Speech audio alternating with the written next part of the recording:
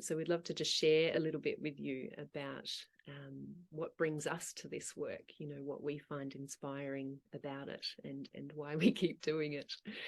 So Wendy, I would love to ask you, I think you told me you offered your first funeral 27 years ago, which is an extraordinary thing. And so, yeah, we'd love to hear just how this work has impacted you and informed and inspired your life. Thanks, Chani.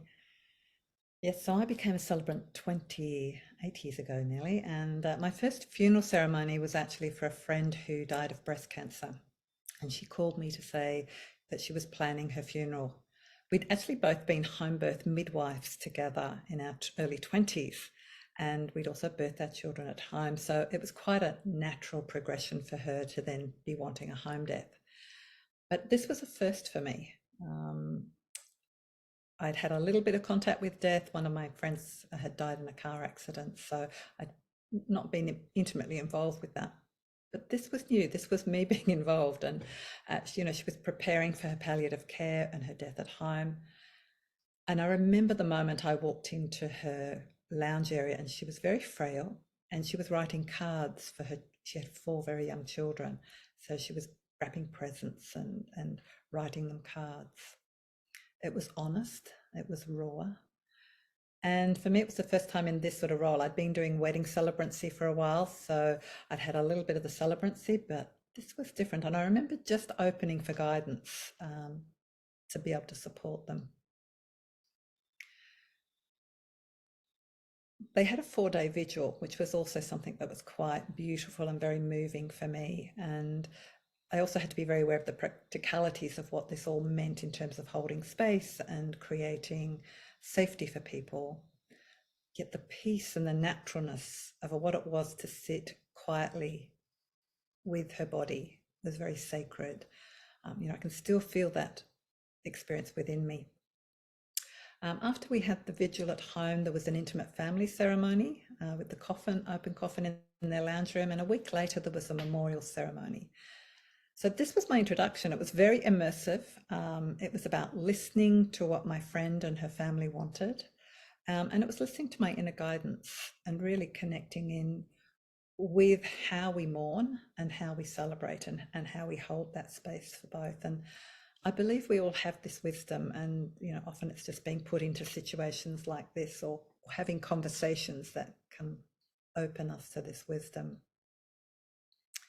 So naturally, this influenced many of my funeral ceremonies over the years, both the alternative, at home death funerals, but also the more traditional ceremonies that I do quite a lot of.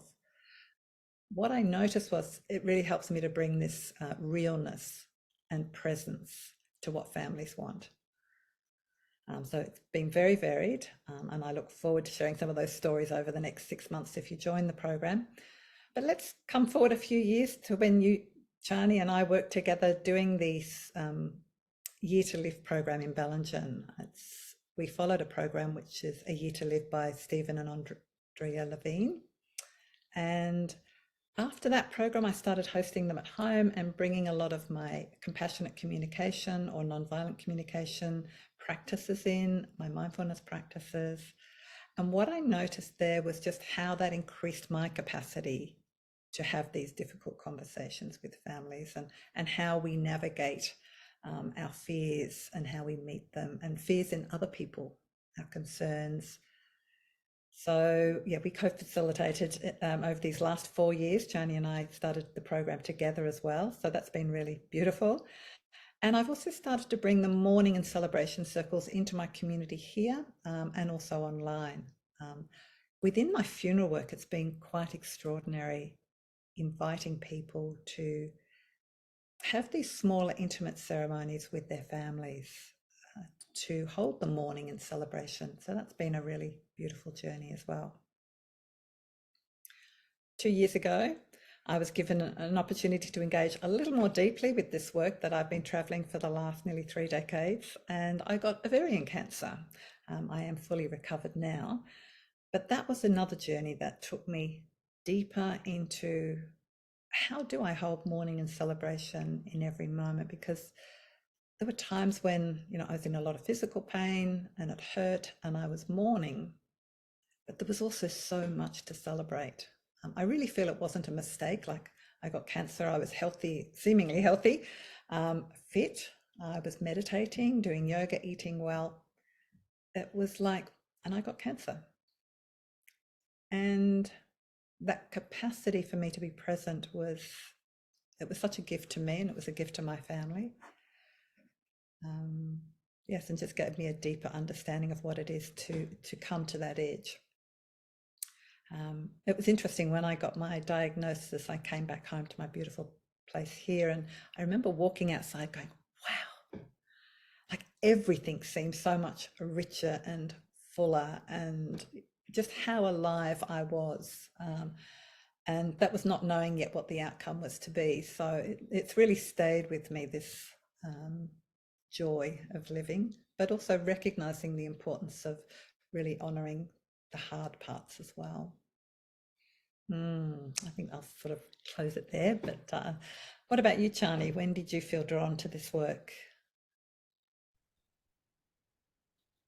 It's a good question. I don't know the precise moment in time, but as you were speaking, and yeah, I've been reflecting that when I was about 16, one of my best friend's older sister died in a motorbike accident. So I was in high school, obviously very suddenly and tragically. And they had her body at home for a week after she died, before the funeral. And that was my first experience seeing a dead body.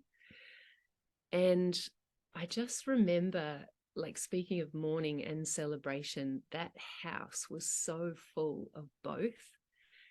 And like you described, Wendy, the peacefulness that sort of surrounded it, like it was devastating. And there were many, many, many tears, and the shock of the loss. And there was this beautiful celebration and honoring of this incredible young woman who just, died really too soon. But the opportunity to see her body and be with her, they just said, would you like to go and sit with Isabel? And I was like, I'm not sure, but I did. And I'm so glad that I did. So looking back, I feel like that experience had a huge impact on me, that it was possible, that death is difficult and it can also be really beautiful. And it can really draw out some amazing parts of us as human beings, and our ability to sort of connect and really be there for and with one another in difficult times. So that was really, really powerful. Reading Stephen Levine's book, maybe 15 years ago now, was also very impactful. And I think it was my meditation teacher kind of posing a similar question, like, if you knew that you only had a year to live, what would you be doing differently? Would you be doing anything differently?